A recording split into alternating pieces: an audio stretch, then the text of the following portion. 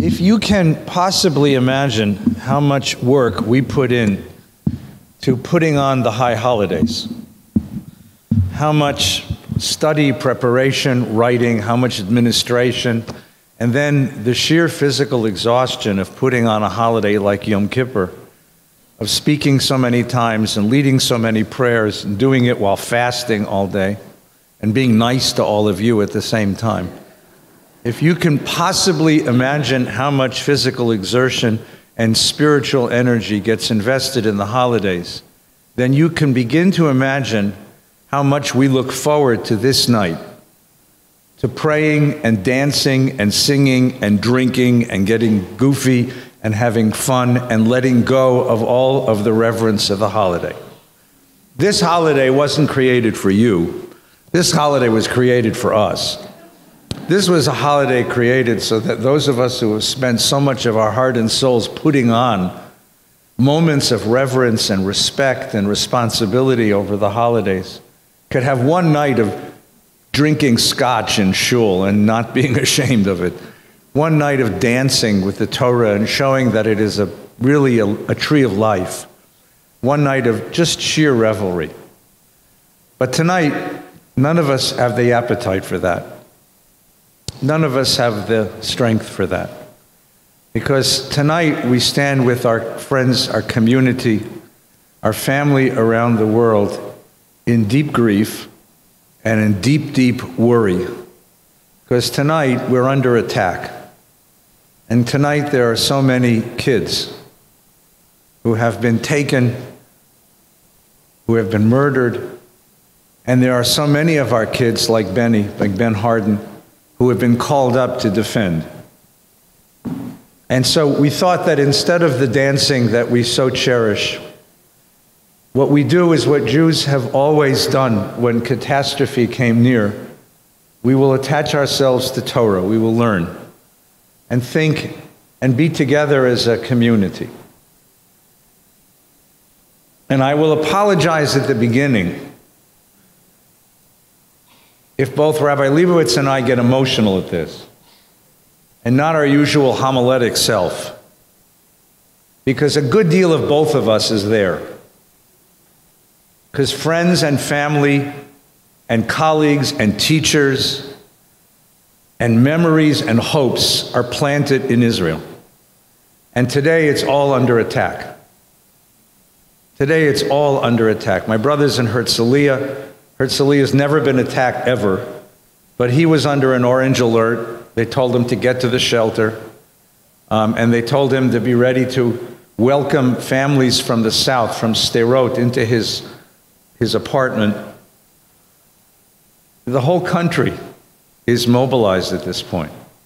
And if you've ever been to Israel, you know that the moment of truth, when a family becomes an Israeli family, is the moment when a child is marched to the induction center for Tzahal. So the moment of truth when a child, a husband, a brother, a sister, a wife is called up to go serve in Miluim, that's the moment of truth, and that's what's going on in Israel today. And that's why the two of us might not be our usual fluent selves, because it's very hard. And it's very painful, and we're really worried. And the truth of the matter is, this isn't one night, this isn't going to be 1 week, this is going to be months now. I was in Israel in 1973, I was a student at the Hebrew University. We didn't see kids coming back from the front until April. The war started October 6, 1973, the university closed down, it didn't open up until mid-December. We started a few classes in mid-December because most of the professors were still serving.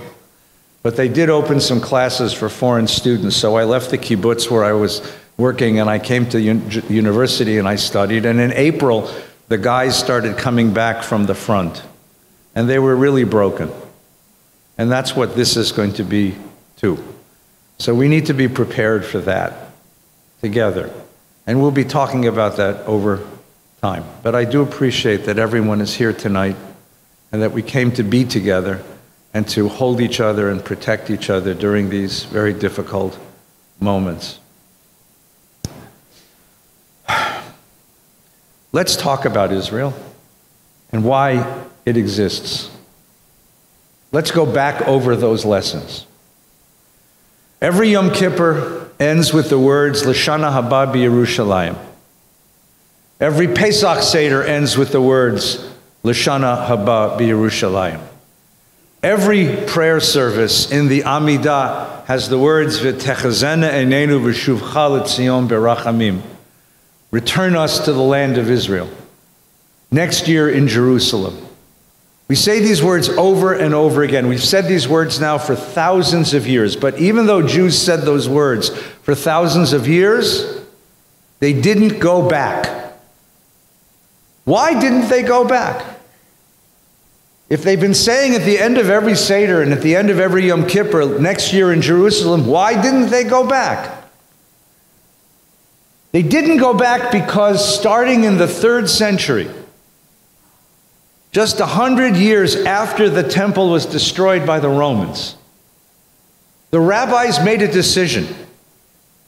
They looked deep into their future and realized that there would not be an immediate return, and they needed a way to heal this people and hold this people and not let the disillusionment and the despair destroy the spirit of this people. So they turned the land of Israel from a place into a dream. When Jews said, L'shana haba b'Yerushalayim, next year in Jerusalem, they didn't mean a territory, a property, a real estate. They didn't need a place. They meant a dream, a world perfected. They accompanied it with the words that we read this morning. Ani ma'amin be'emunah shlema be'briat HaMashiach. I believe with perfect faith in the coming of Messiah. Messiah would return us to the land of Israel. Messiah would bring us to a time of peace and reconciliation. Israel ceased to be a place, and it became a dream. And it was a dream firmly held by this people. So they said it every holiday, L'shana haba b'Yerushalayim. And they said it every service, V'techazena einenu v'shuvcha l'tzion. Let us see the return to Zion. I have a friend who grew up in Australia. And he said, we have an interesting experience in Australia, you know. Pesach is a springtime holiday. But in Australia, it's the fall, right? And Shavuos is an early summer holiday. But in Australia or South Africa, it's the winter. He said, why do we do this? Because you learn to tell time based on Israel time, not on local time. This dream of returning to the land of Israel was so palpable, was so real for Jews. That's what kept us alive for about 1,800 years. So where did Zionism come from? Where did this lunatic idea, this crazy idea, that we could actually return to our land and build our place in the world? Well, you have to divide the Jewish world into two. In the middle of the 19th century, the 1800s, there were two Jewish communities in the world, Eastern and Western. Eastern Europe and Western Europe. Now, those of you from Mizrahi countries and from Iran, you get a buy on this one because you always believed that we were going to go back. But among us European, Ashkenazim, there were two kinds of Ashkenazim. Eastern European and Western European Ashkenazim. And each of them possessed a dream. Eastern European Ashkenazim possessed the traditional dream that one day God would interrupt human history, send a Messiah, and redeem us from our exile. That dream was palpable. It was powerful for Jews. And it kept Jews alive into the middle of the 19th century. For Western European Jews, it was a different dream. Western European Jews who were emancipated, who were leaving the ghetto by the end of the 18th century, becoming European. taking off their streimelach and their kapotas and putting on nice European dress, putting aside Yiddish and learning German and English and French and Italian, putting away their religious customs and adopting the customs and the ways of life of Western European cultures, assimilating, becoming part of Western European life. They believed in a different dream. They believed in the dream of the Enlightenment. All men are created equal and endowed by their Creator with certain inalienable rights. Jefferson had it perfectly. You'll find the same language, virtually word for word, in the French Declaration of the Rights of Man. They believe that we are citizens of these Western European countries, and one day we will be accepted as equals.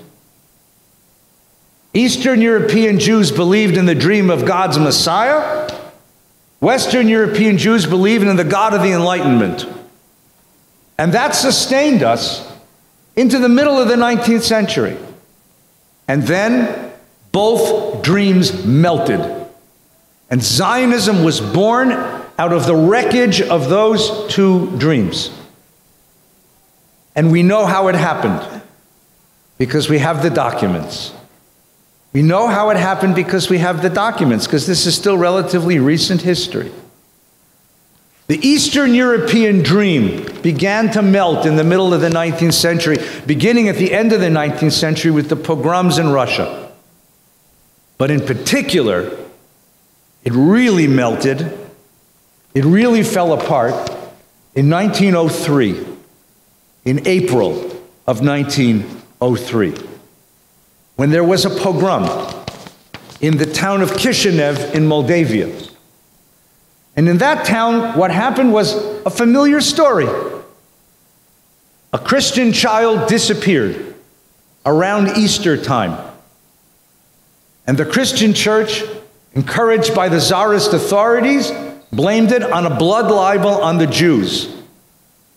They accused the Jewish community of kidnapping the child to use his blood to make matzah. The same medieval blood libel that had been repeated again and again and again through the Jewish Middle Ages. And that was responsible for the destruction of so many medieval Jewish communities.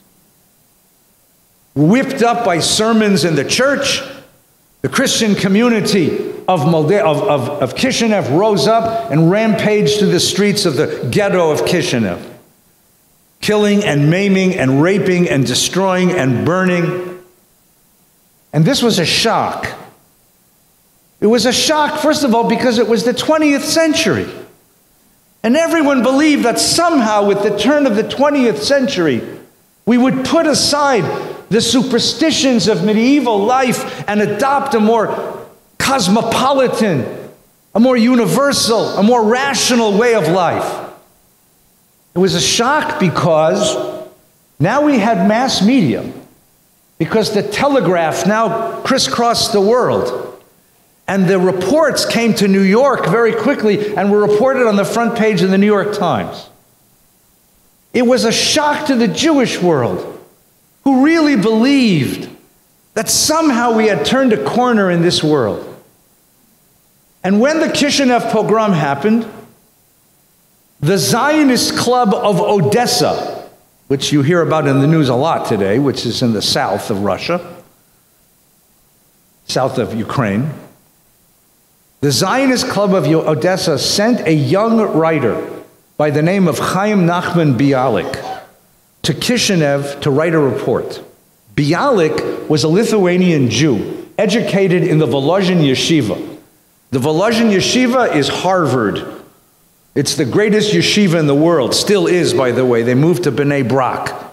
He was a deeply religious man, but he was beginning to feel the stirrings of Zionism in his kishkas, in his guts.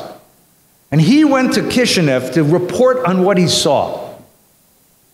And he came back, and he wrote the report, and then he wrote a poem. And he was one of the early Hebrew writers, so he writes it in an Ashkenazic Hebrew. It's called Ira Hariga, or in his language, Ira Hariga. And it begins with a report on what he saw, which sounds just like the keynote Just like the laments written by medieval Jewish communities that had been destroyed all over history. Same words, same religious language describing the mayhem, describing the destruction, describing the murder. It goes like this: arise and go now into the city of slaughter. Into its courtyard wind your way. There with your own hand touch, and with the eyes in your head, behold on tree, on stone, on fence, on mural clay, the splattered blood and dried brains of the dead. Descend then to the cellars of the town, there where virginal daughters of your folk were fouled, where 7 heathens flung a woman down, a daughter in the presence of her mother, the mother in the presence of daughter, before the slaughter, during the slaughter, after the slaughter. Touch with your hand the cushion stained, touch the pillow turned crimson. This is the place where the wild ones of the wood, the beasts of the field, with bloody axes in their paws, compelled thy daughters yield. It goes on for page after page. It sounds like a medieval poem describing the destruction of a Jewish community. Now, in the medieval poem, at this point, you would turn and you would hear a prayer to God. Redeem us, God. Answer us. Protect us. Send your Messiah. Lift us out of exile. But not Bialik. Because this is the place where the medieval dream breaks. And Bialik says, no more. No more. And here's what he writes. Listen. Note also, do not fail to note, in that dark corner behind that cask, crouched husbands, bridegrooms, brothers, peering from the cracks, watching the sacred bodies struggling beneath the bestial breath, stifled in filth and swallowing their blood, watching from the darkness and its mesh, the lecherous rabble portioning for their booty the kindred and their flesh. Crushed in their shame, they saw it all. They did not stir nor move. They did not pluck their eyes out. They beat not their brains against the wall. Perhaps each watcher had it in his heart to pray, a miracle, O Lord, and spare my skin today. He doesn't turn to God and say, save us. He turns back into the darkness of the basements of Kishinev, and he sees the men. And the men of Kishinev didn't fight back, because Jews never fought back, because they prayed instead of fighting back. And he sees them crouching and hiding, watching as their wives and sisters and daughters and mothers were befouled. And they watch this and they pray that maybe they'll survive this. And at the end of the poem, in his deep bitterness, he ends this way. They crawled forth from their holes and fled to the house of the Lord. They offered thanks to him, a sweet benedictory word. The Kohanim sallied forth to the Rabbi's house. Tell me, O Rabbi, is my wife permitted? The matter ends in nothing more, and all as it was before. According to Jewish law, a woman who is raped cannot be the wife of a Kohen. And he sees, and remember, this is a guy who studied in the Volozhin yeshiva, so he knows this. The only question is, may I have relations with my wife? And he says, something has happened to us. In all these generations and generations of waiting patiently for Messiah, we have lost something. We have lost an element of our humanity. The basic element of humanity that stirs us to rise up and protect our children and protect our families and protect our mothers and fathers, to protect one another. The basic humanity that takes responsibility to risk one's life to protect the ones you love, that has been drained from us by the generations of exile. And waiting for Messiah is not going to bring it back. What you hear in Bialik is a rejection of a classical dream Don't worry, Messiah's coming, says Bialik. I ain't waiting any longer because I can't. Because if we wait any longer, the rest of us will be drained out also. All of the spirit, all the humanity, all of the power within us. That exile has no longer been a test of our faith. It is now a pollution of our humanity. He's rejecting all of the tradition that came before and saying it is necessary now to do something radically different in Jewish history. It's time to rise up and fight back. Because that's necessary at this point. Not just necessary to protect us. It's necessary to protect us physically, yes, but it's even necessary to protect us spiritually. Because if we don't, then we lose everything that is characteristic of a human being. It is a cry, a scream, but in deep down it is a deep ideology. What have we lost in exile? We have lost a part of ourselves. And now we must go and get it back.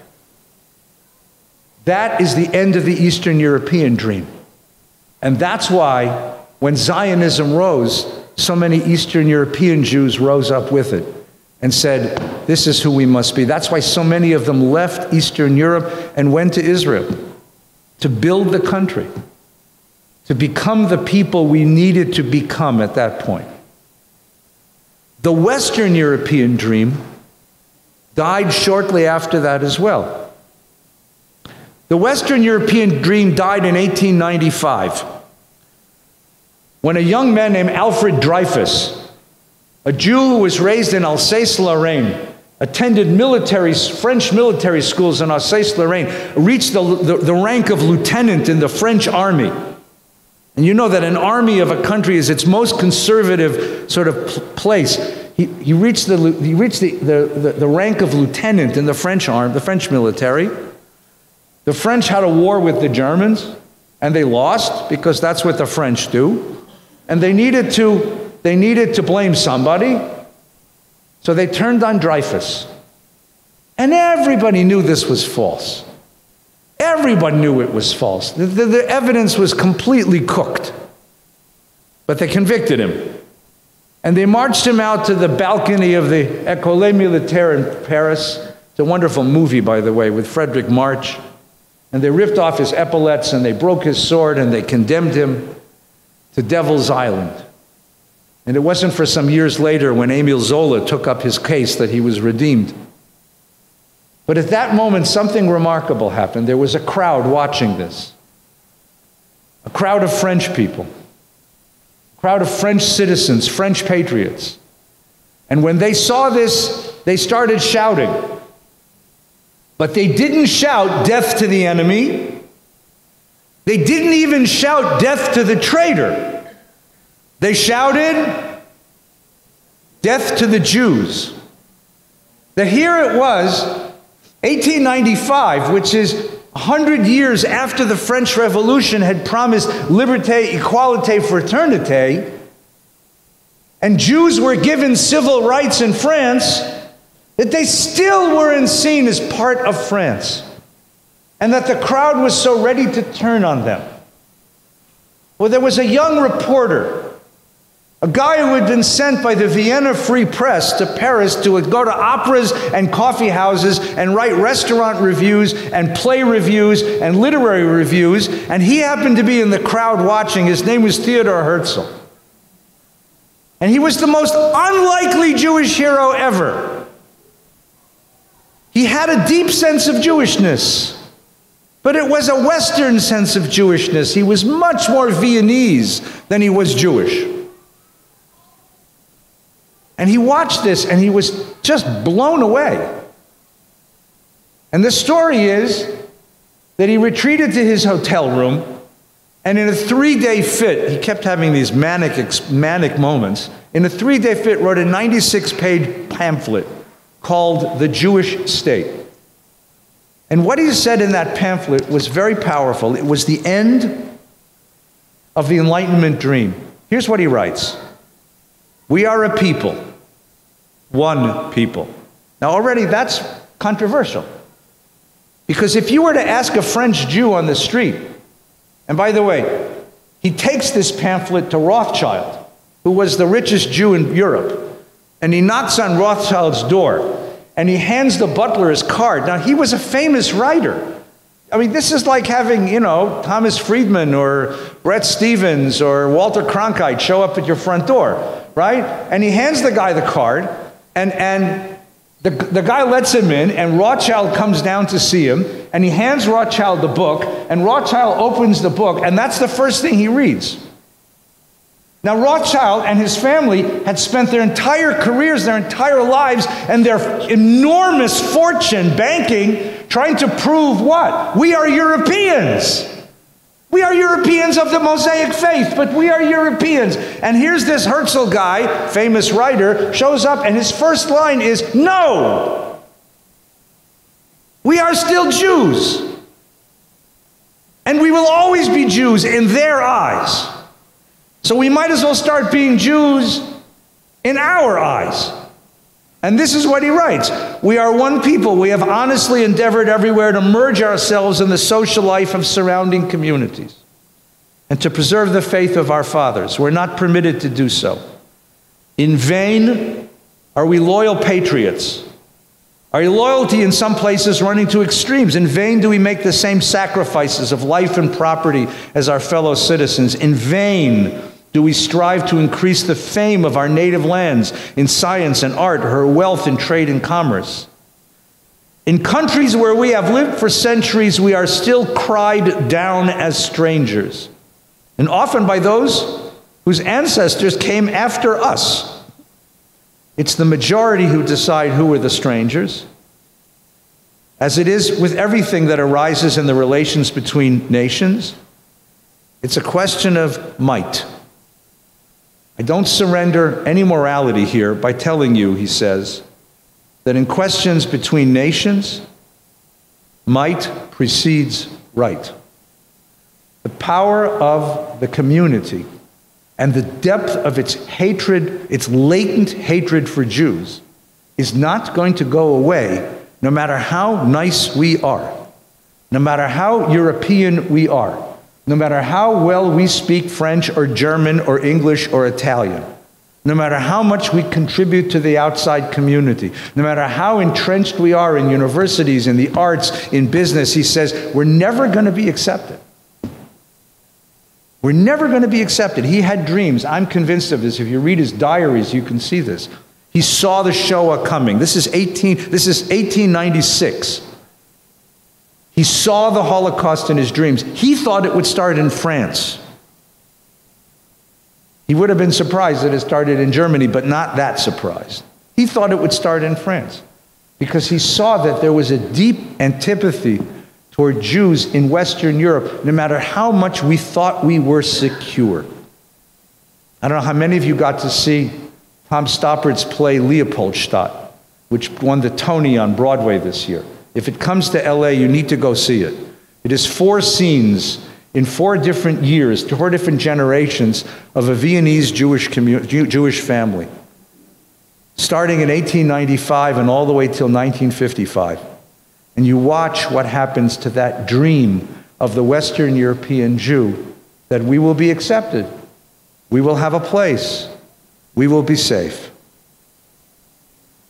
What Herzl says is we need a place.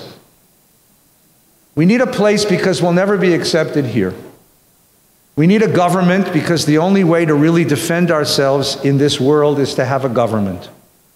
We need a certain degree of political power in order to defend this people from the latent antipathy of the world.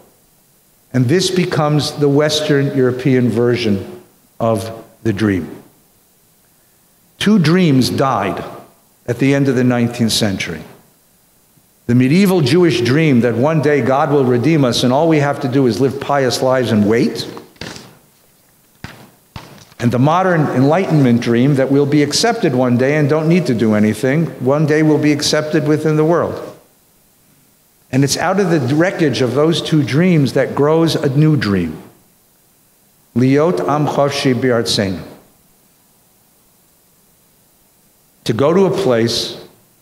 to gather in the Jewish people, to be able to defend ourselves, to speak a Jewish language, to create Jewish music, to create Jewish art, to create Jewish learning, to welcome Jewish children from all over the world. That becomes the new Zionist dream. My first trip to Israel, I was a kid on a mission trip. And before I left, my mother said, go see your grandmother. So I went to go see my bubby.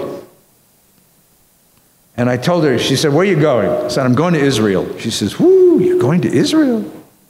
How do you get there? Because she still lived in that European world where Israel was a dream, not a place. I said, well, you know, we go to LAX and we fly and we stop in Amsterdam for a few days and then you fly on to Israel. She says, woo, you're going to Israel. What are you going to do there? I said, well, there's a program at the Hebrew University. There's a Hebrew University, she said? A university? The classes are in Hebrew? I say, yeah, the classes are in Hebrew. And Jewish kids from all over the world are coming together to study at the Hebrew University. Jewish kinderlach from all over the world, from the four corners of the world, are coming to a Hebrew university in Jerusalem? I say, yeah, Bubby, we're all coming to a Hebrew university in Jerusalem. We're going to be studying how to teach Judaism to kids around the world. Jewish kinderlach from all over the world are coming to a university where they speak Hebrew and they're going to learn how to teach Torah to children all over the world. I say, yeah, that's where I'm going. She said, ugh, my einikel, my grandson is going to taste Mashiach Zeit. My grandson is going to enjoy the dream of the Messiah. I remember those words every time I'm tempted to take Israel for granted. That in the eyes of my Eastern European bubby, this really is a dream fulfilled. Tonight we pray that it's a dream well defended.